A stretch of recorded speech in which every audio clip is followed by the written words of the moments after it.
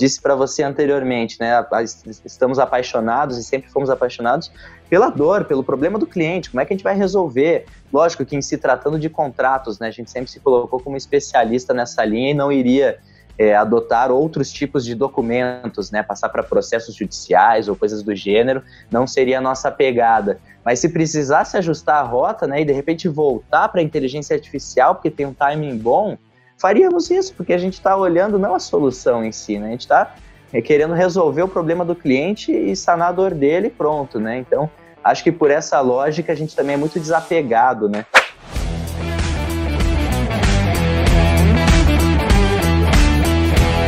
Fala pessoal do Papo, estamos hoje com o Henrique, o founder da Contractor, empresa de assinaturas de contrato que está aí falando muito no mercado, está sendo muito falado no mercado, ainda mais nesse momento de pandemia que não tem jeito, ou assina digitalmente ou não assina, né, Henrique?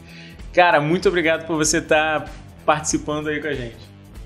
Legal, eu que agradeço o convite, né, como havia dito para você anteriormente, também sou fã aí do canal, né? Sempre bacana. Obrigado. Aí poder trocar conhecimento, né? Levar um pouquinho da nossa expertise, né? Do que a gente já viveu também, né? Para outros empreendedores, incentivando também, né? Por mais que não seja uma jornada muito fácil, né? Sempre bacana ver outras pessoas, né? Arriscando, empreendendo e levando sempre, né? Alguma coisa bacana para o mercado, para a sociedade como um todo, isso aí acho que faz parte para poder replicar um pouco mais a palavra, né? Acho que esse canal acessa também muitos empreendedores e vai ser muito bacana conversar contigo hoje. Pô, exatamente, é bem por aí, é muito nisso que a gente acredita, né? A gente estava falando antes de começar a gravação que cara, o programa a gente fez basicamente com isso. A gente viu um monte de cabeça que a gente podia se conectar, cabeçudos aí do mercado que, pô, fazem estrago dentro de... deixam no chinelo muita empresa do exterior, coisas até internacional, o brasileiro já tá em todo mundo. E que, pô, a gente podia trocar uma ideia. Então, o programa é muito nesse sentido. E você é uma delas, então obrigado por estar aqui. Henrique, queria começar o nosso papo pedindo para você explicar o que é a Contractor para a galera que está escutando a gente, para eles entenderem o que é essa empresa. Legal, bacana. Acho que a Contractor nasce com uma visão também muito advinda, né, do papel ali dos fundadores, do nosso background, né, que é da área jurídica. Então, assim que a gente se formou, né, eu me juntei com o meu sócio inicialmente para atender startups, né, a gente teve lá atrás, né, entre 2015 e 2016, também um trabalho muito forte de consultivo para contratos, captação de investimento para diversas startups aqui da região sul. E a gente começa naquele momento a sentir algumas dores. A gente já tinha, né, experiência com empresas mais tradicionais também de mercado, né, do tempo que a gente ainda advogava tradicionalmente também para mercado antes mesmo das startups. A gente já tinha essa sensação e vivia isso na prática, né? E verificava que as empresas ainda, né, tinham essa dificuldade muito grande de lidar com contratos, com a gestão desses documentos, com todo o fluxo, né, de contratação ainda no mundo físico. Então, quando a gente realmente teve a ideia, né, lá atrás, de montar, né, uma tecnologia, ainda no tempo ali que a gente estava atendendo algumas startups como consultor, a gente olhou muito para isso, né? Quais são as dores, né, de mercado relacionadas a contratos que já estavam, né, no nosso dia a dia, que a gente poderia solucionar, né? Então, a gente verificou várias coisas, né? Se inspirou muito em benchmarkings internacionais, né, de Israel, por exemplo, a LawGeeks. Então, a LawGeeks é uma empresa de Israel, de inteligência artificial, e a gente, num primeiro momento, queria muito isso, né? Queria ser a LawGeeks brasileira, queria, de certa forma, algo tupiniquim, né? Trazer algo de fora e tropicalizar aqui para nossa necessidade, foi uma coisa que já começou meio que falhando, né? Porque era muito à frente da realidade, né, nacional, muito à frente da compreensão do mercado aqui, e eles tinham algumas necessidades muito mais feijão com arroz, né? Então, de dia a dia mesmo, de gestão, uma gestão até aquele momento, né, 2017 mais ou menos, ainda feito muito por grandes empresas de tecnologia, né?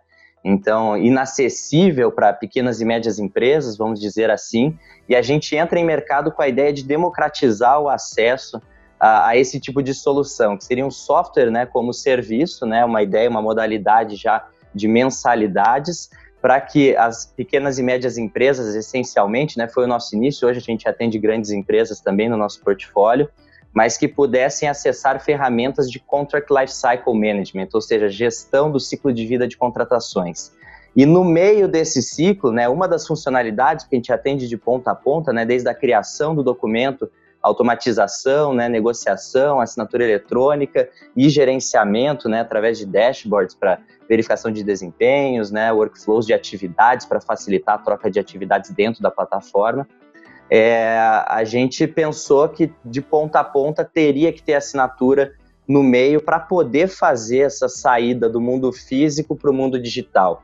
Então, no final do dia, a visão, né, sendo mais direto ao ponto do que né, o que a gente sempre se propôs a fazer, seria facilitar a vida e o cotidiano daqueles que lidam com contratos, né, para facilitar e acelerar o processo de fechamento de negócios, essencialmente, né, e desde o início, focando um pouco mais nas PMEs desassistidas, né, um mercado ainda muito inexplorado, praticamente um oceano azul, mas daí a gente começa também a dar uma resposta muito legal para o mercado, né, satisfazer muito bem esse tipo de empresa e começa a acessar umas empresas maiores também. Hoje a gente atende Magazine Luiza, né, atende Banco do Brasil, Unimedes, né, algumas Unimedes, então a gente já vem acessando grandes empresas também. Ótimo. O legal que você citou é que, obviamente, a assinatura de contrato é o ponto nevrálgico, mas vocês são muito mais do que isso, né? Na verdade, vocês têm uma assessoria, uma gestão completa dentro desse ciclo que muitas vezes é tortuoso para uns negócios, né? Eu, por exemplo, sou um negócio de consultoria, vendas consultivas, vendas de alta complexidade, onde cada item é importante, que tem um vai e vem de contrato, né? Eu, até pouco tempo antes de entrar nesse mundo, poxa, eu tinha que pegar um contrato, cara, fica até triste de lembrar, eu tinha que pegar um contrato, ia no cliente, muitas vezes, se você mandasse só um boy, ele ficava meio bolado, né? Ele não gostava muito, não. Você ia lá, aí você debatia o contrato e falava, não gostei de nada disso. Aí você pegava, voltava pro seu escritório, aí escrevia tudo de novo, aí ia lá de novo. Aí, não, agora tá bom. Aí você assinava um monte de gente para assinar, você tinha que subir, descer, assinar, aí você tinha que marcar com os caras. Cara, você tinha que marcar horário com, sei lá, 4 pessoas. Nas agendas já eram impossíveis. Aí um contrato que podia ser assinado hoje era assinado em 2 semanas. É muito ruim, assim. Não, assim, pessoal que vocês estão me ouvindo, vocês estão começando a startup, se vocês já estão girando negócio, não trabalhem com contrato físico. O meu audiomaker vai me matar de estar falando assim, mas essa é a verdade. Não trabalhem com contrato físico, porque trava muito o teu processo. Você está perdendo venda, né, cara? Você perde venda, você perde giro de venda. Não é verdade? Exatamente. Então, por a gente ser mais apaixonado pela dor dos clientes, né, e não pelas soluções, né, tanto que a gente deixou naquele primeiro momento de trabalhar um pouco com inteligência artificial e foi resolver a gestão do ciclo ali, né, fazer um sistema mais intuitivo também para mercado, a gente verificou que o principal ponto era esse, né. Então a gente pegou alguns clientes, né, que estão até hoje, desde aquele tempo, né, desde fevereiro, março de 2017, continuam na nossa carteira. A gente conseguiu resultados muito bacanas, assim, né, de passar de 4 semanas para 4 horas o fechamento de contratos standard, contratos padrões mesmo, aqueles que realmente são de comercial, né, que mudam uma cláusula ou outra e tal, para já poder despachar e fazer o fechamento. Então imagina, 4 semanas para 4 horas, fora aqueles mais complexos, né, então alguns daqueles que envolvem muita negociação, né, discute cláusula aqui, lá, envolve advogados também. Nesse processo a gente conseguiu trazer ali cerca de 60%, né, para ser iniciado e fechado dentro do mesmo mês. O que foi muito legal, porque antes demorava exatamente isso, né, a gente tinha uma análise de mercado muito clara e no diálogo com esses clientes a gente mapeou que demorava de 90 a 120 dias. Então trazer isso, né, para ser elaborado, revisado e assinado e fechar negócio dentro do mesmo mês, a maior parte deles, né, a gente não consegue fazer isso em todas as negociações, né, tem algumas que se estendem por N motivos, né, Mas fazer isso já aumenta a performance considerável, né, para as empresas. E antes dizia-se assim, né, e era muito quando a gente começou, né, esse projeto. A tecnologia é muito caro, é inacessível, né? E hoje a gente tem ferramentas na Contractor que vão do gratuito, né, R$150, R$500, R$1.000 por mês. E quando você olha esse universo e pensa, né, nos players anteriores de mercado que comercializavam por 1 milhão a solução, você já vê o quão democrático ficou esse acesso. Então hoje não tem mais desculpa, né, para não utilizar esse meio, né? 100%. E aí, já dando um jabá, viu, vô? Não era para puxar a sardinha não, mas você não tá aqui à toa. Cara, me amarro na Contractor, acho que vocês realmente cresceram muito rápido, fizeram um serviço muito bom. E assim, eu faço consultoria em vendas. A primeira coisa que eu falo em vendas é o seguinte: vamos montar um processo de venda aqui que realmente funcione. Porque muitas vezes dentro do processo de venda você tem 2 gargalos. O follow-up, que normalmente é uma droga, o cara ele não faz o follow-up correto, ele não consegue esquentar o cliente bem. E 2, contrato. Cara, muitas vezes o cliente ele tá no momento de fechar, ele tá com a emoção à flor da pele, né? Porque vendas, quem já me segue sabe que não é razão, é emoção, você está vendendo uma solução. E aí ele tá no ápice ali, sabe? Ele tá o que a gente costuma falar, ele já tá cozinhado. Até um termo ruim Exato. Que a gente usa internamente. Se ele tá cozinhado, meu amigo, manda um link, acabou. Aí não, aí você vai, pega o contrato e fala, não, beleza, na quarta que vem eu vou aí pra gente assinar. Meu Deus! Tipo assim, não faça mais isso, cara. O Contractor tem, se eu não me engano, vocês têm um plano grátis, né, cara? Um plano inicial grátis. Exato. A assinatura grátis hoje é um dos líderes ali também de pesquisas no Google, né? Ele ranqueou muito rápido, ele é um produto que tem cerca de 6 meses aí em mercado, né? Um pouco mais. Praticamente lançado ali final do ano, né? Dezembro ali para janeiro. E a gente já conquistou mais de 100 mil usuários, né? E principalmente devido à pandemia, né? Então, dezembro e janeiro ainda tímido, né? Ainda ganhando posições ali no SEO do Google. SEO, para quem não sabe, né? A parte de ranqueamento, né? Para ficar entre os primeiros, os mais visualizados. E ele fez isso organicamente, né? Chegar a ser líder sem ficar pagando, né? Mídia paga ali, né? O Google Ads. Foi incrível, assim, ver que foi efeito viral mesmo, que a gente chama, né? De efeito de rede. Então as pessoas começaram a compartilhar, a usar, seguindo a nossa lógica também. Desde que a gente fundou a empresa, a gente já entendia a assinatura como commodity, né? Já existiam players em mercado fazendo, não só aqui, né, no Brasil, já existia um player, mas lá fora, né, Estados Unidos já existia, né, outros players da Ásia, né, outros players que foram adquiridos recentemente, né, por grandes empresas também. Então a gente não queria ser visto, né, como uma empresa de assinatura, né? A gente queria fazer muito mais, resolver muito mais dores associadas a contratos. E isso é só uma funcionalidade dentro daquilo que a gente prega, que é a gestão. Então, ao passo que ele vai conhecendo a assinatura eletrônica, né? Vai se inteirando, vai fazendo os primeiros, né? Mais timidamente, às vezes, vai gostando, pegando jeito pela coisa. Um segundo momento é gerenciar, né?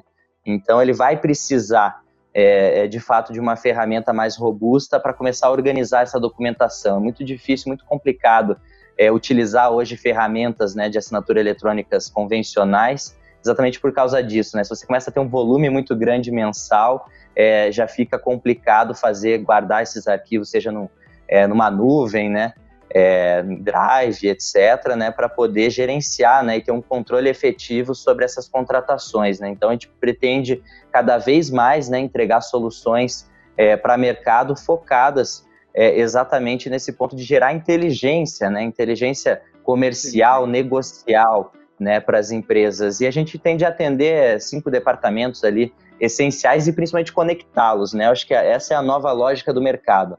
Contract Lifecycle Management já existe, né, há mais de 20 anos fora do Brasil, né? Não é essa sacada nossa de inovação, né? A gente inova na forma de entregar isso aí, deixar isso acessível para todos os públicos e com muita usabilidade, né?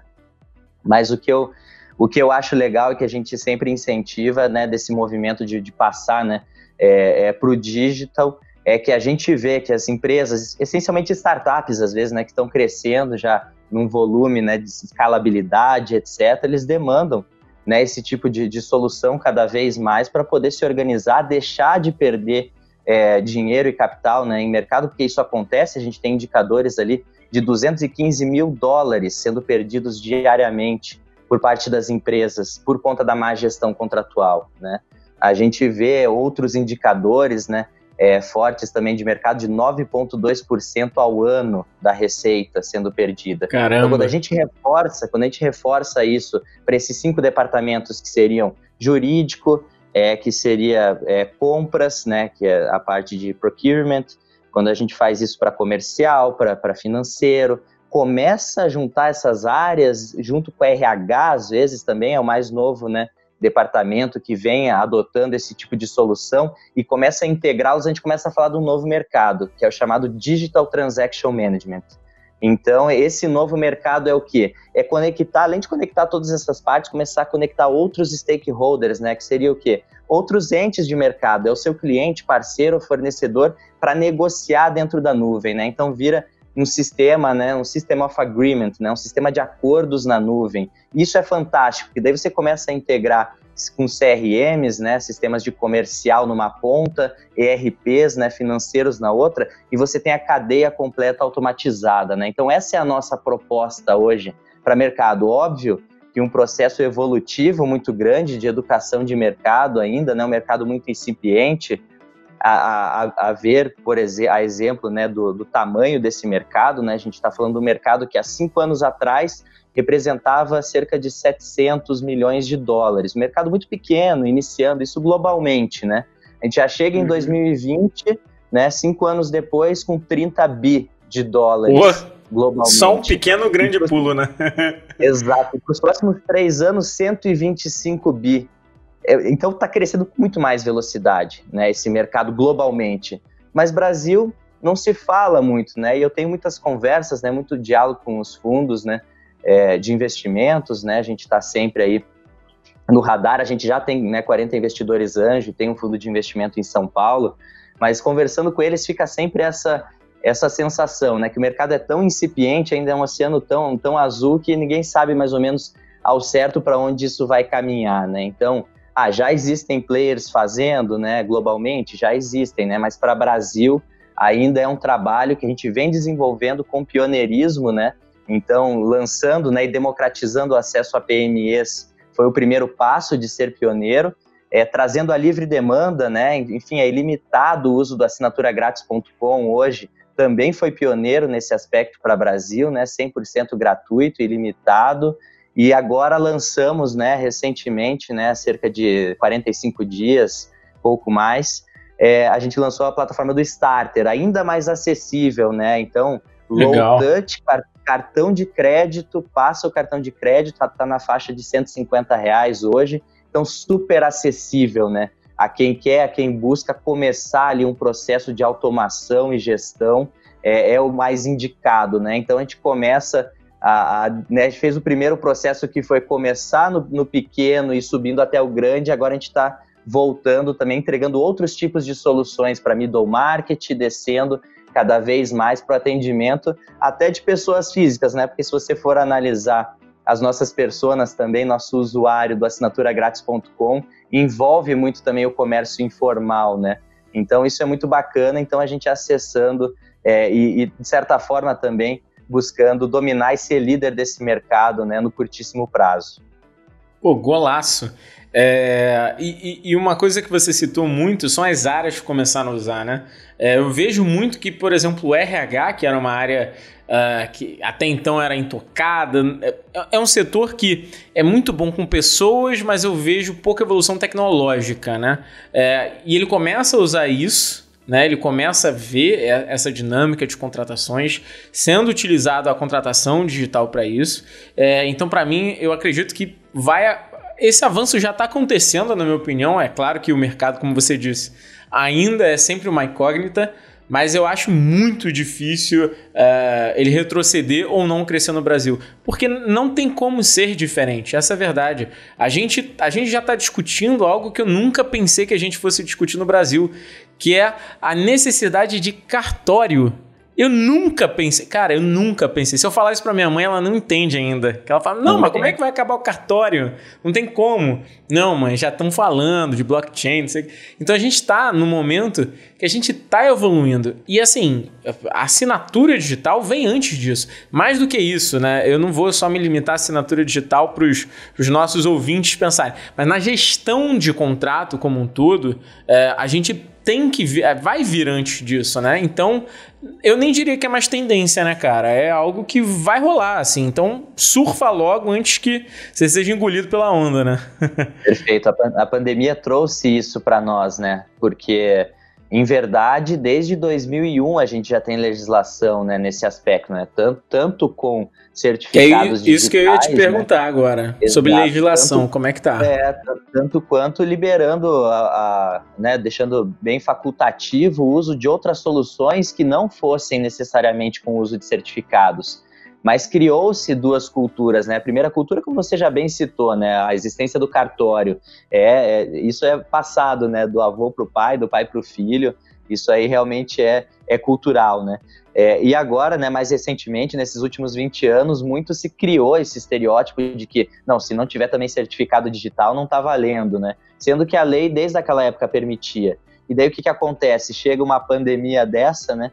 E a gente vê que, né, mais da metade da população ainda não tem o seu certificado digital, né? Eu até posso estar ainda sendo muito modesto, né? A gente pode estar falando de números muito maiores, né? 70%, 80% da população, de repente. Por mais que a gente tenha, né, evolução, né, desde os últimos 20 anos, das emissões dos certificados, principalmente para cunho empresarial, né? Então, as empresas já vêm aderindo por conta também de legislação.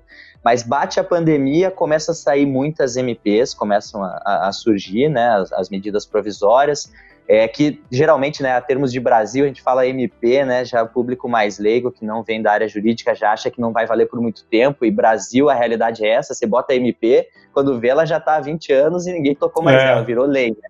É o jeito mais rápido de criar lei no Brasil, né? Então, traz as MPs, traz muitas portarias, e isso tratando de vários âmbitos, né, de mercado, de juntas comerciais, saíram 2 entre fevereiro e março, permitindo, né, não só...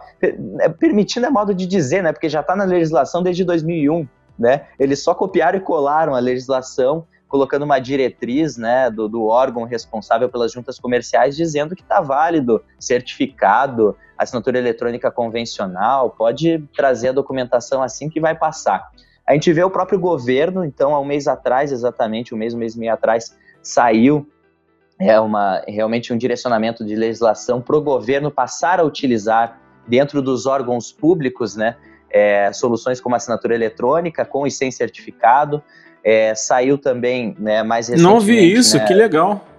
Exatamente, então é muito bacana, até o governo, né, se preparando para isso, porque já está tão travado, né, tão engessado, tão devagar as coisas dentro dessa comunicação interna dos entes públicos, que isso facilita muito, né, você vai acabando com a papelada, é exatamente esse o propósito da lei, né, paperless, né, vamos diminuir o papel e vamos passar mais para o digital, né, e óbvio que é uma construção, né, você não consegue virar a chave da noite para o dia, né, ainda mais em se tratando de governo, então a gente vai ver muito esse trabalho sendo exercido aí para os próximos 3 a 5 anos todo, né, todos os municípios, os órgãos, né, entrando nesse novo mindset, mas também RH, né, saiu muita coisa bacana de RH, também de portarias, né, tratando de coisas trabalhistas para assinatura desse tipo de documento, saiu, né, normativas também relacionadas à área médica, então isso é muito bacana também para acelerar esse processo, né, dos hospitais, das clínicas e tudo mais. E também a gente vê que, né, como você bem disse, né, não é uma tendência, né, já virou realidade, a pandemia ajudou a acelerar muito isso, né, então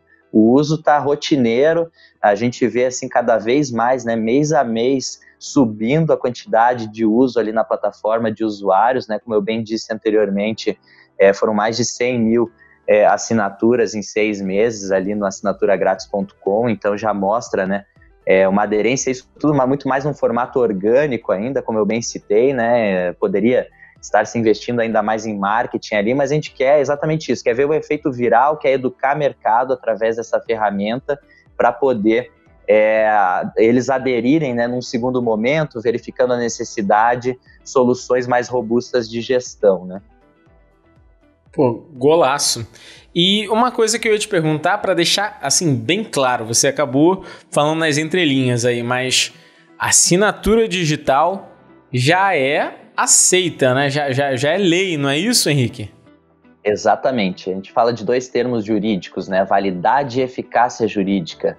E ambas têm os dois, né? Cada uma em seu determinado nível, né? De nível de prova, né? Mas elas são plenamente aceitas e aos poucos a gente vai vendo, né? Órgãos mais arcaicos também aderindo, mesmo, né? Não precisando, digamos assim, ficar ajuizando ação, mandado de segurança, às vezes, para poder fazer valer a lei, né? Então eles vão se adaptando, os órgãos mais antigos, né, antiquados, vão aderindo a esse tipo de modalidade por força de lei, né? E a Contractor, me corrija se eu estiver errado, ela, dentro desse processo de validação de assinatura, você meio que tem que dar uma procedência, né? Você tem que conseguir validar que aquela pessoa que assinou é aquela pessoa, não é isso? Exatamente. Então, existem diversas ferramentas, né, no mercado que nos ajudam, né, nesse contexto. A gente usa a criptografia hoje, né, a gente sempre se inspirou em modelos também de blockchain para cadeia, né, e o DNA também. Mas acho que o mais importante é isso, né? A lei também não é tão clara nesse aspecto ainda de exigir, né, quais são os meios de prova, mas a gente vem utilizando a parte de tokenização, né, através dos e-mails, a gente vem utilizando IP de máquina, é possível, né, a gente está falando de outros meios como geolocalização, é possível falar hoje de digital identity, que é utilizado hoje, né, por outras startups grandes, né, para reconhecimento facial, só para questões mais de fraude, né, mas isso também é legal para ser aplicado em contratos. Então são inúmeras tecnologias que a gente pode ir englobando nesse aspecto para gerar esse nível de prova, né? Mas acho que o mais legal e mais convencional que a gente vê ao redor do mundo é exatamente a parte de criptografia, que geram aquelas hashes, aqueles números únicos, né? Então, ao final do documento, depois que todo mundo assinou, ficam sempre os códigos, né? O conjunto alfanumérico, né? Tem letra, tem número, e aquele número, se consultado, né, dentro do nosso verificador, ou se ele usou certificado digital e consultar no verificador do ICP Brasil, né, que é o órgão aqui brasileiro regulador, né, dos certificados digitais, ele vai reconhecer aquilo como autêntico, né, e efetivamente, enfim, tem uma procedência, quem assinou, e aquele documento, se mudar uma vírgula, ele já não reconhece a mesma hash, né, então ele é bem focado nesse aspecto. E eu acho que é interessante até destacar que quando você imprime esse documento, ele virou uma mera cópia, né. O interessante é que ele continue no ambiente digital para você poder inserir nesse verificador e ele garantir, porque depois se você imprimiu e digitalizou, pode vir com uma manchinha de tinta e ele já não vai pegar mais, né? Olha que dica interessante, então quer dizer que é para ser digital mesmo. Isso é muito importante. Digital. Agora uma pergunta que eu ia te fazer, Henrique. Isso, na verdade, é uma coisa que surgiu. A gente tem também pessoas que acompanham o programa aí que fazem... tem empresas de diversos tamanhos, mas a gente tem pessoas que também transacionam coisas de volume bem expressivo. E surgiu recentemente um amigo que também é ouvinte, e eu comentei que você ia vir aqui, e a gente estava falando sobre transações internacionais, assinatura de contratos internacionais, a questão da validade, de como é que funciona essa questão de ter que ter tradução, aí de repente entra um tradutor juramentado, o negócio começa a ficar um bololô, como é que fica essa dinâmica?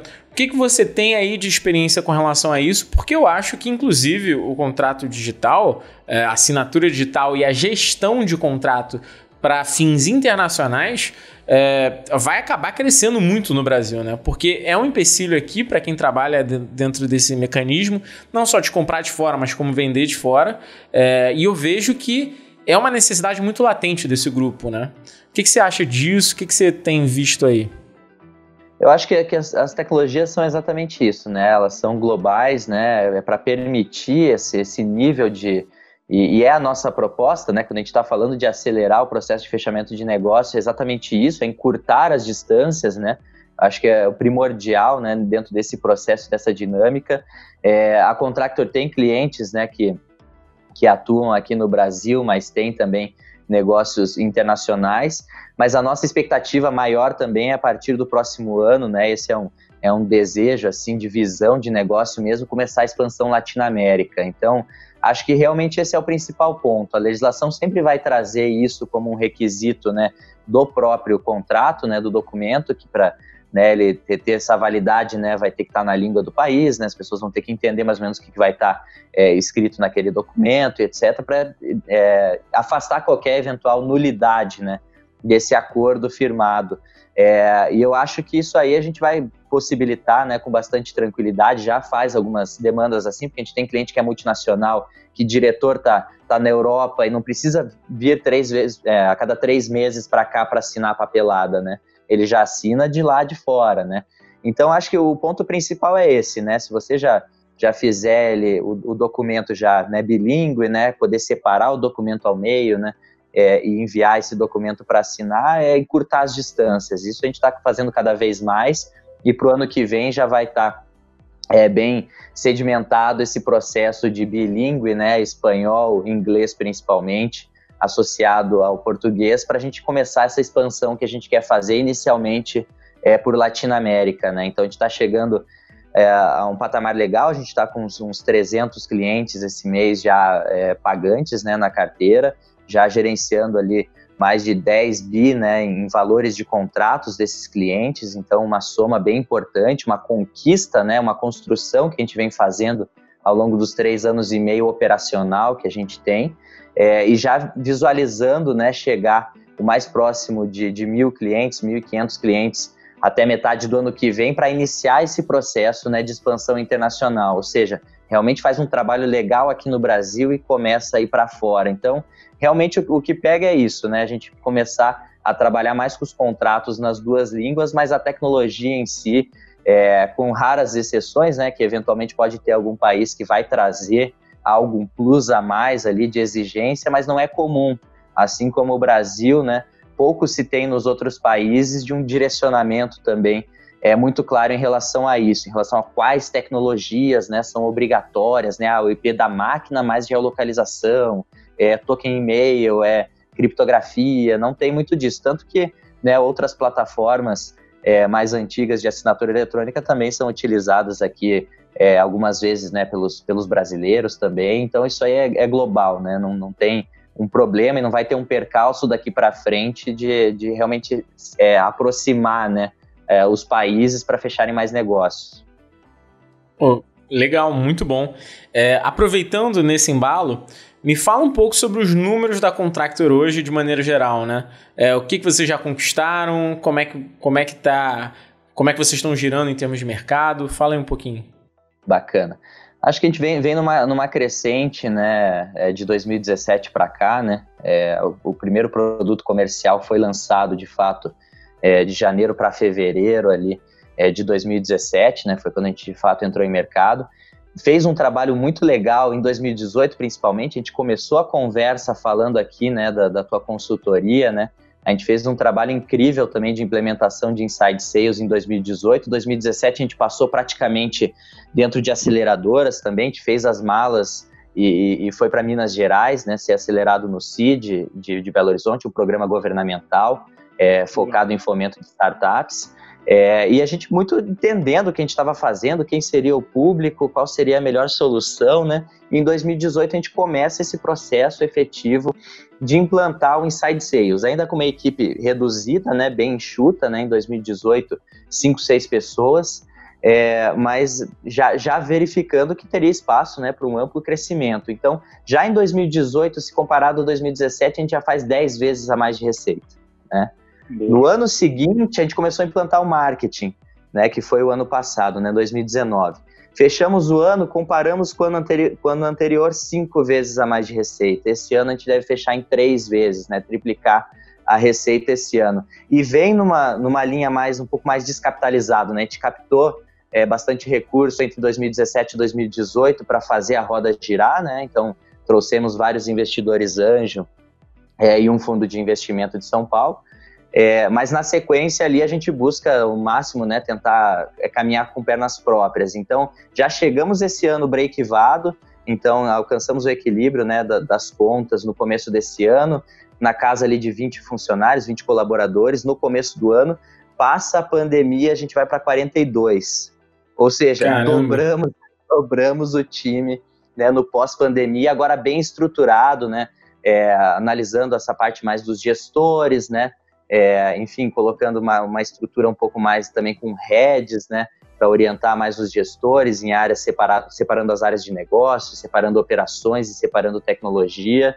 E eu acho que está ficando cada vez mais legal exatamente para esse projeto que a gente tem no ano que vem, né, de chegar forte para a internacionalização, bater as metas que a gente tem, né, de chegar uma meta muito grande que a gente tem de passar de 1 milhão de usuários e passar também de 3 mil clientes pagantes na base até o final do ano que vem. Então, essa construção, né, que a gente vem fazendo de lá para cá, e assim, né, a gente aprendeu um pouco com os mineiros lá também, né, o tal do come quieto, né, então a gente está fazendo o nosso trabalho e também, né, dentro de casa aqui, a gente baixa a cabeça, trabalha bastante, trabalha duro, esse é o nosso espírito, né, uma startup muito focada ali em resultado, muito focada em inovação, e ali a gente começa a alcançar esses resultados mais expressivos, tá? Então, acho que é muito bacana, esses seriam talvez os principais números, assim, né, que a gente veio construindo de lá para cá, e espera-se muito mais, né? Espera-se a gente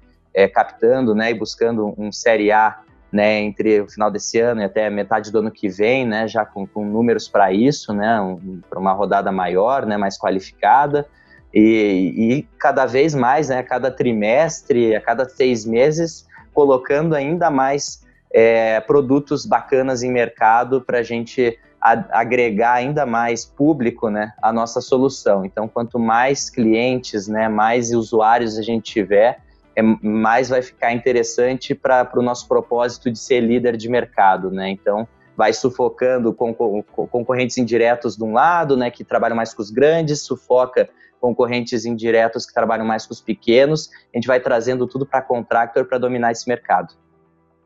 Muito bom. Cara, dá muito gosto de ver, assim, esse crescimento e esse brilho no olho, sabe? De você estar conquistando muita coisa, né? Eu comentei com você, antes da gente começar a gravar, que, a gente já acompanha vocês há muito tempo, vocês sempre estiveram aqui, acho que a gente acabou se cruzando em evento, algumas coisas assim, e deu para ver muito esse crescimento, sabe, de vocês. Realmente é uma bandeira que a gente levanta. Agora, eu não poderia deixar de falar do seu tino aí para captar, rapaz, que você é bom nisso, hein? Como é que tá aí esse portfólio? Você já tem um monte de gente aí. Essa é uma realidade, né? Acho que a gente teve um pouco de experiência, bastante experiência, né? Porque foi trabalhando com outras startups aqui grandes, né?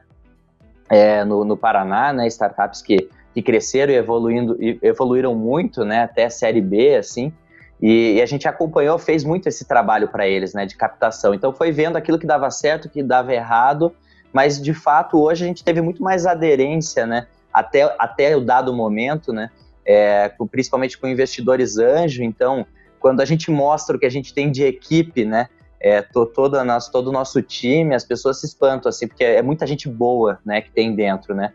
Quando eles olham para a nossa visão, que a gente já construiu também antes, né, de ser também empreendedor, né, antes de trabalhar com startup, a gente já foi consultor. Eu já trabalhei muito tempo com governança corporativa também, desde muito novo, fazendo sucessão de empresa familiar, então lidando com um público também, né, de empresários mais experientes, né, e o Bruno, né, meu sócio, trabalhava com shopping centers grandes, então a gente também já fez muito trabalho desde novo, né? Então não é a nossa primeira aventura, não é exatamente uma aventura, né? A gente coloca isso como a startup da nossa vida, mesmo a empresa da nossa vida. A gente acredita muito, né, no propósito que a gente está construindo, e aí a gente vem vendendo muito bem isso para investidores anjo, né? Investidores anjo, alguns family offices, né? O nosso fundo que entrou em 2018, mas ainda é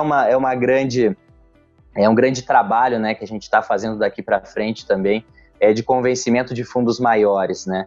Não é simples, porque daí já o risco envolvido nas operações são maiores, o volume de capital é muito maior e o mercado está só começando.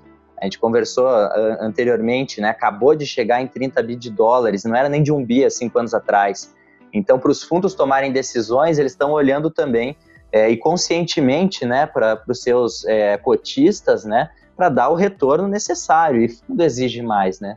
Fundo exige retornos ali de 5, 7 vezes, 10 vezes, dependendo até da tese do fundo, né? Então, a gente está realmente usando o ano de 2020 para validar muito à frente, né? Então, a gente está validando a nossa atração ali com a assinatura grátis, a gente está validando a nossa atração com o produto low touch, que está maravilhoso, né? Está vendendo super bem, chega ali a ter, né, 2 vendas por dia, assim, né? Porque é cartão de crédito, o pessoal vai entrando, às vezes final de semana também tem compra também, e esse é só o 2º mês desse produto, né? Então tem muito ainda, né, para a gente trabalhar em cima dele, em cima daquele, né, do trabalho que a gente já vem fazendo desde 2017 com a plataforma principal. Então aí a gente mostra, né, com o crescimento, né, com o trabalho sério que a gente vem fazendo, isso aí para os fundos, e em breve a gente deve estar concretizando mais uma nova rodada, se tudo der certo.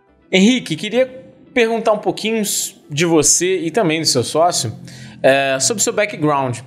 Vocês, como você comentou agora, vocês não vieram de agora, né? Vocês já têm uma história muito forte dentro do mundo corporativo, dentro de toda essa parte de consulting, de consultoria. Comenta aí como você chegou na Contractor, né? Como é que foi sua história e como é que você veio parar aqui? Bacana. Acho que essa história começa lá atrás, acho que em 2011 para 2012 mesmo, né? Bastante tempo, porque foi quando eu conheci meu sócio, né? Eu conheci ele na Faculdade de Direito de Curitiba, e a nossa predileção era muito maior para o mercado financeiro e mercado de capitais. A gente tinha um direcionamento muito forte, então a gente ia constantemente ali, né, nos intervalos ou no final das aulas para o bar de frente à faculdade que se chamava Terceira Aula, né, clássico, e lá a gente não discutia, não falava sobre direito, né, a gente pouco tratava e levava esse assunto, né, para essas conversas. A gente tratava de onde você está investindo, né, como é que está a bolsa, o que você acha disso, o mercado financeiro, de capitais e tal, e nessa pegada a gente sempre se identificou como alguém que talvez realmente não tivesse, né, um espaço ali, ou o espaço fosse muito pequeno para nós dentro da área jurídica, né, ela muito mais conservadora, né, e a gente estava louco para inovar sempre, né, sempre queria trazer alguma coisa nova, né, fazer diferente, buscar novos mercados, e por essa lógica, né, a gente se forma, ele acaba indo mais para a parte de direito empresarial, mais genérica, né? Ele faz o Legal Law Master em Direito Corporativo na FGV, na Fundação Getúlio Vargas. Eu vou para Porto Alegre, me especializo mais a fundo no direito empresarial ainda, na parte societária e planejamento tributário, aplicado especialmente a grandes projetos, né? Estruturação de holding, estruturação internacional de offshore, e toda a parte tributária envolvendo, né, essas grandes operações societárias, empresariais. Então fui um pouco mais a fundo, ele foi mais generalista, e a gente se reencontra, né, logo depois que eu retorno e fecho, né, e concluo esse ciclo de especialização, e naquele momento a gente já estava se discutindo muito, né, essa questão de ele trabalhando, né, no mercado super tradicional, mercado de shopping centers, né, eu trabalhando no mercado também super tradicional, dos conselhos de administração, de acionistas, né, muito envolvido com grandes empresas, né, grandes indústrias ali, sentindo bastante um pouco do preconceito na pele, né, porque a gente está falando de 2 anos de formado, né, e a gente já ali a ponto de bala, né, porque estudava, né, muito, aplicava muito, né, na prática esses conceitos e já sabia fazer, né, mas daí o mercado esperava sempre um advogado que fosse barba branca, cabelo branco, né? Então a gente sentia isso também. E ali foi esse momento da migração, assim, realmente, porque eu estava atendendo uma startup de um amigo meu, ele estava captando uns R$300 mil na época de uma startup médica, cirúrgica, e ele estava atendendo uma startup de marketplace. E por fora do escritório, porque os nossos escritórios não aceitavam atender esse tipo de startup. Não, startup não dá dinheiro, né? Essa lógica. E de fato, né, realmente as startups tendem a focar mais em tecnologia e comercial, né? E deixar o jurídico sempre de lado. mas a gente queria fazer e enfim, o trabalho começou a nos agradar. Só que, de fato, para poder pagar as contas, né, a gente precisaria deixar os nossos escritórios e atender um volume grande de startups, né? E a gente fez exatamente isso, fez a transição e trouxe, né, a gente fez um atendimento de mais de 50 startups no lapso de um ano e meio, e daí conseguiu, né, com bastante recorrência também dessas startups, fazer um trabalho legal de realmente não ter um prejuízo também nessa migração de carreira, enfim, né, de sair do mercado tradicional e atender startups, porque realmente a gente passou a ser líder aqui no Paraná também nessa área, já começou a pegar cliente de Porto Alegre, de São Paulo também, então começou a expandir a carteira. E foi exatamente aí né, um ano e meio desse trabalho consultivo, a gente poderia ter investido para continuar, né? Eu mesmo já pude dar aula em universidade nessa temática, né, de direito das startups agora, até metade desse ano. E eu acho que é bacana ver que naquele momento, né, entre 2015 e 2016, não haviam profissionais formados, né, em direito das startups, não existia uma especialização. Foi surgir a primeira especialização em 2017, no INSPER e na FGV, de direito das startups. Então, como é que a gente ia passar de 2016 para 2017 e fazer uma carteira de 100 clientes? Para começar, que a gente já tinha a pegada do escalável, mas consultivo não é escalável, né? Depende muito do nosso capital intelectual, né? E pensando nisso, a gente falou, não, tem que colocar uma tecnologia aqui dentro, tem que começar a olhar para algo que seja realmente escalável, vamos lembrar das dores que a gente está passando aqui, as dores que a gente conhece do mercado tradicional, e vamos começar a nossa startup, vamos, né? Então, chegamos nesse patamar, e eu já estava fazendo, nesse momento, administração, com ênfase em mercado financeiro de capitais, porque era muito trabalho de M&A que a gente fazia, M&A, né, de compra e fusão de empresas, né, aquisição, e trabalhos de captação de investimento mais simples, assim, de rotina dessas startups. Daí captações ali que variavam, né, a partir de 100 mil até milhões, assim, a gente vinha fazendo e vinha acompanhando. Mas daí, esse realmente passar, né, de 50 clientes para 100 clientes em um ano era algo pouco provável, né, nesse ambiente, sem braço, né, sem poder contratar advogados especializados em mercado. Essa estratégia caía por água abaixo muito rapidamente, né? Daí começa-se a transição para a tecnologia. E nesse momento também, né, além de eu estar fazendo administração, meu sócio estava fazendo MBA em TI, no Cefet, já se aperfeiçoando também, né, para que a gente fosse exatamente muito complementar, né, em vários aspectos, e isso perdura até hoje, né, né, mesmo fazendo a transição, acho que o momento mais complicado não foi a primeira transição, né, a primeira transição de advogado tradicional para advogado de startup, porque aí eu continuei fazendo, né, usando a minha expertise, né, o que eu já sabia fazer mesmo, que já era bom, e precisava buscar cliente, né. Mas a segunda virada foi mais complicada, porque daí a gente teve que aprender muito mais coisa, né? Ele foi muito mais para aprender comercial, né? Eu fui aprender sucesso do cliente, hoje eu estou fazendo especialização em design, de interação, já tenho vários cursos. Tenho vários cursos no currículo, porque hoje eu lidero, né? Uma das áreas que eu lidero aqui internamente, estou montando. Nos últimos 2 meses eu montei uma área com 5 pessoas para produto separado de TI, então com vários designers, POs, com toda a mentalidade, né, nova de mercado que eu fui adquirindo nesses cursos e estou adquirindo na especialização.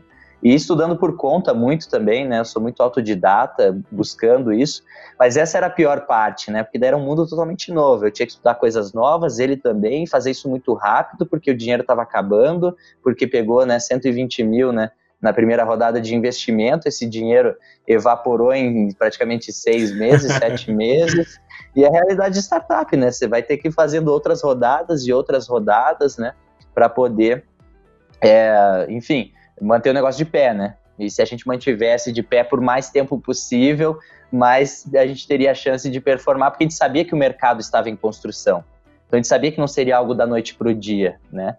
Então, acho que essa foi a pior parte, a migração ali de uma rotina que a gente já estava, né, com uma carteira legal de clientes e joga tudo pro alto e fala assim, não, agora vamos empreender. Eu vendi meu carro também nessa época, né, para investir uma parte, segurar um pouquinho, né, porque qualquer coisa, né, tinha um dinheiro para pagar comida, né, no final do dia. E isso a gente viveu muito, né? Realmente abdicar de muita coisa e de algumas coisas boas que a gente já tinha conquistado, né? Uma carreira, um status, um bom salário, para poder migrar completamente para ser empreendedor. E só agora, né? Só agora, 3 anos e meio operacional, que a gente vem colhendo um pouco dessa construção, né? Então, não tem nada, não tem atalho, né? Para você chegar. Não tem atalho. Provavelmente, se você pegou os atalhos, muito provavelmente, né? Tá fazendo pelo caminho certo, né? Não compliance, né? Envolvido em coisas não legais, né? E eu acho que isso aí é o que mais traz a gente, né, para o chão, esse nosso perfil, né? Enfim, os nossos valores também, né? A gente veio também, por incrível que pareça, de colégios católicos também, do mesmo colégio, a gente não se conhecia nesse período, né? Mas isso aí a gente sempre trouxe conosco, né? Principalmente o fato de honestidade, de trabalho duro, né? De ser humilde também, para reconhecer quando a gente não sabe, que a gente está em constante aprendizado, e aprender a tomar porrada, né? Porque isso aí é o tempo inteiro, né? Seja de cliente, de parceiro, fornecedor, investidor, e daí a gente vai criando uma casca mais dura, assim, para aguentar isso aí ajuda muito, né? Eu acho que outros já teriam desistido muito antes, né? A cada dificuldade dessas, né, que a gente viveu, outros não aguentariam, e a gente foi sendo resiliente para chegar nesse momento. Então isso é uma construção, né? É uma construção que no começo, né, muito difícil, sendo questionado, não vai dar certo, vocês estão malucos, já tem gente fazendo isso em mercado. Tá, mas tem gente fazendo, mas a gente vai fazer igual, mas vai fazer melhor, né? Porque o pai e mãe querendo matar você, né? Exatamente. A minha mãe, por sinal, acho que nem sabia o que eu estava fazendo, né? Tava até preocupada. Será que tá fazendo algo ilícito aí, né? Mas daí começa a sair umas matérias de jornais também, né? A gente tem algumas passagens aí por Forbes, né? O Globo e tal. Hoje mesmo o Estadão, né? Saiu uma matéria nossa, daí a minha mãe fica mais tranquila, né? Opa, não é ilícito, não tem problema, tá no jornal. Cara, exatamente. Você sabe que tem uma constante aqui, que eu vou até falar pra galera que tá escutando e vendo a gente. Todo empreendedor, quando vai começar, vende o carro, cara. É uma coisa que é tipo assim, batata, cara. É a única coisa que tem, talvez, né? Porque, enfim, não tava na idade ali, né? Entre 23 e 24 anos também, de já ter dinheiro suficiente para comprar um apartamento e tal. Porque eu acho que se tivesse, já tinha vendido também, né? Porque eu acho que eu vejo muito o caso do Elon Musk, né? Que tinha uma grana boa, né? Com a saída dele do PayPal, mas pegou todo o dinheiro dele e investiu em 3 empresas, né, cara? Né? E morava de favor em comodato, né? Então, isso a gente viveu muito também, né? Tanto eu quanto meu sócio, ele seguiu o mesmo padrão, né? A gente também, por bastante tempo ali, morando de aluguel, de comodato também, né? Eu morei bastante tempo na casa do meu sogro ali, até o negócio começar a dar certo, né? E assim a gente vai se virando, né? Vai fazendo acontecer e as coisas vão sendo recompensadas com o passar do tempo, né? Faz parte. E isso é uma lição que vale muito a pena a gente falar, que é aquela coisa da entrega, né? O empreendedor, o cara que quer montar um negócio, ou até mesmo, eu não digo só empreendedores não, mas intraempreendedores, empreendedores dentro de empresas, porque a gente tem essa visão que o empreendedor ele tem que abrir um negócio. Não, empreendedor para mim é um estado de espírito, né? Ele pode empreender dentro de uma empresa, não tem nada a ver. Mas assim, tem que ter a entrega, né, cara? Tem que ir de cabeça. Exatamente. Tipo assim, vamos abrir um negócio? Cara, vamos abrir um negócio. Quanto tem dinheiro aqui? Cara, tem zerado na conta. Cara, o que você tem? Cara, tem roupa, um celular e um carro. Cara, vende o carro. E todo mundo faz isso, sabe? E faz isso por essa crença. E não é à toa, cara, que a gente está conversando e tem um monte de gente crescendo. E aí todo mundo olha para trás e fala, pô, foi sorte. Pô, o cara se deu bem porque o investidor caiu do céu. Pô, cara, bolhufas nenhuma para não falar um palavrão aqui, entendeu? Nada, sim, cara. Todo mundo dá o sangue. E não tem como... Você usou um termo muito certo. Não tem atalho. Tem que dar o sangue. Não tem jeito.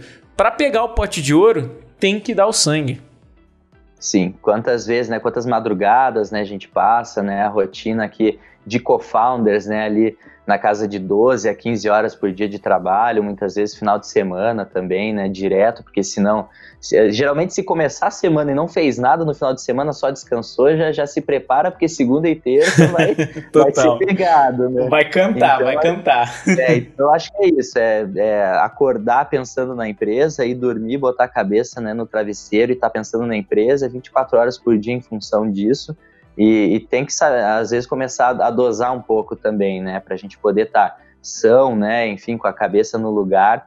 A gente precisa saber o movimento também certo de parar, porque senão a gente começa a tomar algumas decisões erradas. Eu leio muito, né, os livros norte-americanos, e um deles que é um destaque para mim muito grande, né? O lado difícil das coisas difíceis, né? Então, acho fantástico quando o Ben Horowitz ele fala a respeito da diferença entre um CEO de uma startup, um executivo dentro de uma startup e um executivo numa empresa tradicional. Enquanto na startup você toma 9 decisões importantes para o futuro da empresa por dia, né? Já no mundo tradicional, o executivo tradicional toma 3 por trimestre. E não necessariamente está no mesmo mês, né? Às vezes ele faz no final do trimestre porque precisa bater meta, precisa correr atrás de alguma coisa, né? Precisa se mexer, né? E por quê? Mas não é isso porque então um executivo é melhor que o outro. Não, são empresas totalmente diferentes, em tamanhos diferentes, com processos diferentes, uma muito mais engessada, e daí demanda uma cautela na tomada de decisão, enquanto na startup a gente está testando. Está em constante movimento, porque se não funcionar aqui, a gente dá um ajuste para cá, até funcionar a coisa, né? Disse para você anteriormente, né? Estamos apaixonados e sempre fomos apaixonados pela dor, pelo problema do cliente. Como é que a gente vai resolver? Lógico que em se tratando de contratos, né? A gente sempre se colocou como especialista nessa linha e não iria adotar outros tipos de documentos, né? Passar para processos judiciais ou coisas do gênero, não seria a nossa pegada. Mas se precisasse ajustar a rota, né? E de repente voltar para a inteligência artificial, porque tem um timing bom, faríamos isso, porque a gente está olhando não a solução em si, né? A gente está querendo resolver o problema do cliente e sanar a dor dele e pronto, né? Então, acho que por essa lógica a gente também é muito desapegado, né? Desapegado do que tem ali, do que construiu, porque o que tem que ser perene, né? O negócio, a empresa, recompensar também os nossos investidores por isso, que acreditaram. Eu acho que você falou, né? Pô, vocês são especialistas nisso, mas eu acho que se a gente for parar para analisar e fazer um retrospecto, 40 investidores anjo foram poucos, perto do que a gente conversou. É um funil de vendas também, né? Então, a gente conversa ali com 1.000 investidores para poder sair só aquele restinho ali dos 40, né? E exatamente isso, é todo um processo, né? E eu me recordo muito bem, você falando assim dessa dedicação e dessa entrega, um momento especial de uma das captações ali em 2018, metade do ano, que foram 2 momentos, na verdade, né? A gente teve 2 rodadas muito uma em seguida da outra. Eu respondia mensagens, né, no suporte, porque eu era sucesso do cliente também, ao passo que eu era, né, outras frentes, né, eu faz tudo na empresa, né? Eu respondia o suporte da minha perna, assim, no celular, enquanto negociava, né, a entrada de um investidor anjo na frente dele, porque não tinha o que fazer. Se eu não respondesse o cliente, a gente poderia perder o cliente, né? E a gente sempre teve aqui dentro essa rotina de resposta rápida, né? As nossas respostas são ali de chat em cerca de 15, 20 segundos a primeira resposta. Então, enquanto eu falava com ele, negociava um assunto super sério, eu tinha que fazer essa outra coisa, enquanto eu tinha que olhar para financeiro, pagar conta, transferir dinheiro para alguém e tal. Era essa loucura, né? E logo em seguida, logo que a gente fecha essa rodada, que foi um pouco mais estratégica também, porque a gente trouxe um investidor, né, que era uma empresa de tecnologia da área jurídica para também, né, ter esse arcabouço, essa bagagem aqui dentro de casa, né, de quem já passou por isso, quem já tem anos de estrada dentro de uma área que, imagina, no tempo que eles começaram, anos e anos atrás, não existia nada, né, eles eram os únicos fazendo, né, então era muito bacana, né, contar com eles naquele momento, estrategicamente para a gente poder evoluir, amadurecer, entender mais do mercado, como acertar a mão, né, nesse mercado que envolve um pouco de jurídico, envolve um pouco de financeiro. A gente brinca que a gente é meio fintech, meio lawtech, te junta um pouco dos dois, né, no final do dia. E logo em seguida, a gente, né, estava nessa, não sabia se ia dar certo a rodada, se não ia, e 6 meses antes a gente tira uma grana da conta que já estava acabando, já estava secando, né? Não tinha mais reserva, não tinha nada. Parcelou em 6 vezes uma feira no Rio Grande do Sul, a Gramado Summit. E eu gosto muito dessa história porque reflete muito isso, né? A gente ser resiliente, né? A gente pegou, parcelou, tirou quase todo o dinheiro que tinha na reserva lá, foi pagando 500 por mês, porque a gente achou que ia ser a última alternativa. A gente ainda não tinha breakivado, né? Isso era 2018. Então a gente pensou assim, poxa, como é que a gente faz, né? Ainda não está vendendo o suficiente e tal. Cara, vai ter que fechar captação de qualquer jeito. E talvez a última alternativa seja ir em agosto para essa feira, subir no palco, vender o nosso pitch, levar o prêmio, né, do evento, botar no bolso e voltar para tocar as coisas aqui em Curitiba. Mas imagina, tinha 100 candidatos, né? Eram 100 startups disputando. Olha a cabeça maluca do empreendedor, quando ele coloca alguma coisa na cabeça, né?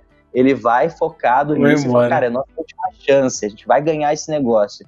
Dito e feito, a gente foi lá, ganhou como melhor startup dessa feira, uma feira muito bem movimentada, né?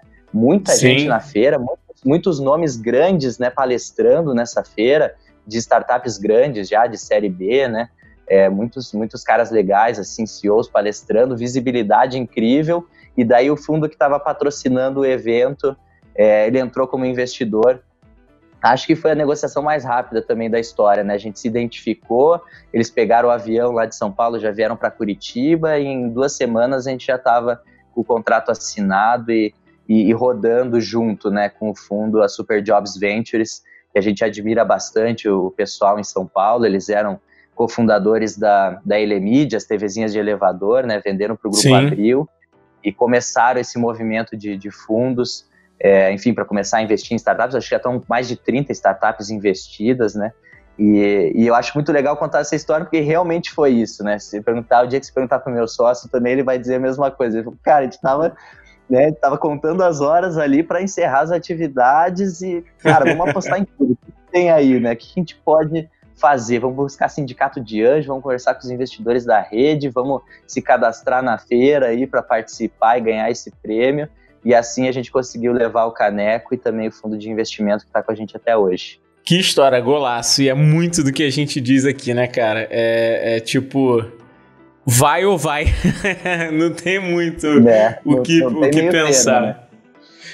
Cara, Henrique, queria, pra gente finalizar, falar o que eu... Ou melhor, perguntar o que eu pergunto para todos os empreendedores que giram aqui. Cara, se você pudesse olhar... Vou até refrasear um pouco, vou mudar um pouco para ficar diferente. Se você pudesse olhar para um Henrique, sei lá, de 3 anos atrás, de 4 anos atrás, quando você estava começando, cara, o que você falaria para ele? Qual dica você daria, tipo assim, cara, com a experiência que eu tenho hoje, cara, essa é a dica. Perfeito. Difícil, difícil. Hoje eu vejo mais claramente, né, esses pontos, né, e principalmente enfim, a gente passou por vários programas de aceleração, né, a gente tem Visa, cartões de crédito no currículo ali, a gente foi acelerado também pela Estrela Galícia, lá na Espanha, e eu acho que o principal é alguns conceitos... Cerveja muito boa, hein, by the way, cerveja muito boa. Muito boa, por sinal, né. E eu acho que o principal ponto é como alguns ensinamentos, né, lá do passado, seja de mentores, seja o que a gente vê de ensinamentos do Vale do Silício também ficaram mais claros, né, a gente passou pelo Founder Institute também, que é da Califórnia, né. Então a gente vê alguns conhecimentos, né, que a gente vai adquirindo ao longo desse movimento, dessa jornada empreendedora, se concretizando, e eu acho que um dos principais foi a questão que agora ficou bem claro para esse nosso crescimento, para a nossa fase que a gente está saindo de early stage e entrando em scale up, ficou muito claro para mim que garanta, né, e olhe muito para pessoas, depois para o seu produto e logo depois para o lucro. Se você começa a olhar nessa ordem, né, e esse ensinamento realmente do Vale, a gente começou a performar muito mais. Quanto mais a gente foi se dedicando, e óbvio, tendo tempo também para isso, porque não era fácil estar na estrada, né, direto indo para São Paulo, fazendo os programas de aceleração, né, em Minas Gerais e tal, e ter tempo, né, para a gente estar conversando e dialogando com os colaboradores também. Mas quanto mais tempo a gente tem para treinar esse pessoal, quanto mais recurso a gente tem para trazer pessoas mais sêniores e agregadas ali, né, e, enfim, com aderência ao nosso fit cultural, né, eles nos levam para outro patamar. Esse seria o primeiro ponto, né? Então, lógico, não dá para deixar de olhar para o produto, isso é essencial, a gente está em constante conversa com os clientes e não dá para deixar de olhar para o lucro, afinal de contas, a gente tem vários investidores, então tem que trazer esse retorno também para eles, esse crescimento, mas eu acho que, se tratando de pessoas, eu sinto que eu performo muito melhor, que eu sou um Henrique também 10 vezes mais inteligente quando eu estou em equipe, quando eu estou construindo algo junto com mais cabeças pensantes, né? Então, a escolha desse time tem levado muito a gente ao sucesso. Então, o protagonismo não é dado uma ideia brilhante que Henrique e Bruno tiveram ao longo dessa jornada, ou como eles executaram, né? Foi um modelo brilhante, né? Foi realmente o conjunto, né? Então, a gente sempre divide, né, essas conquistas que a gente vem tendo, vários prêmios também que a gente ganhou, né, ao longo dessa jornada, a gente vem dividindo e sabendo dividir muito bem com aqueles que estão participando no dia a dia conosco, né, acho que sem eles isso aí não seria a realidade que é hoje, cada vez maior, né, porque já está em 42 pessoas, então acho que por essa lógica cada um fazendo a sua entrega no todo e a partir dessa união também a gente vai colhendo os frutos, né, e os resultados, então tomar bastante cuidado com isso, né, escolher bem também os seus co-founders, né, eu já tinha uma história, né, com o meu co-founder, então isso aí é relevante, é vital, acho que foi por isso um dos maiores motivos também da gente ter sido rapidamente investido desde o começo, né, pelos investidores terem acreditado por causa realmente dessa união, desse time, né, do que a gente tinha de currículo, e a gente foi construindo essa história brilhante a partir do coletivo, tá? Nunca é individual, ninguém chega lá sozinho, né? A gente vai trazendo os caras bons, os melhores talentos para performar em alto nível. Cara, show de bola, dicona. Já vou anotar aqui para a galera escutar. Pessoal, pessoas, produtos e lucro. Golaço. Já tá mega anotado, finalizou dando aula aqui, Henrique. Cara... Obrigado demais, cara, pela sua participação. Agradeço aí. Com certeza a gente vai voltar a se falar. Tem muita gente aqui, cara, que a gente vai vendo que o crescimento é exponencial. Então, assim, eu acho que eu repito isso no final de todo o programa, porque você vê que o negócio vai estourar, cara, e com você não é diferente. Cara, obrigado. Quero já contar contigo numa próxima aí pra gente saber como é que foi o crescimento aí da Contractor, cara. Com certeza, conte conosco e foi muito bacana, né, como eu falei, né, sou fãzaço, vamos continuar aí de olho, né, nas novidades, nos próximos empreendedores que vão passar por aí e depois tem que fazer um livro, né, de todos os melhores ensinamentos aí de todas os podcasts, né, pra gente ter um manual empreendedor brasileiro aí, né. Rapaz, não me dá ideia ruim não, hein, cara, que você já pôs, fala de empreendedor para empreendedor, você põe a pulguinha aqui, você já fica até me mexendo na cadeira. Show de bola. Muito obrigado mesmo pela oportunidade. Espero reencontrá-lo também em breve, em outros momentos aí, para a gente compartilhar ainda mais conhecimento. Valeu, cara, um forte abraço. Valeu, forte abraço, Henrique. Ei, você chegou até o final de mais um Papo de CEO e nem percebeu. Queria te agradecer demais, espero que você tenha gostado, assim como eu gostei. E eu queria te fazer um pedido agora. Queria que você curtisse, compartilhasse e seguisse esse conteúdo, porque significa muito pra gente. É o simbolismo de que tudo que a gente está fazendo está valendo a pena para você. E fica ligado, porque vai vir mais conteúdo relevante para a gente falar muito sobre empreendedorismo, negócios e o mercado brasileiro como um todo. Até a próxima!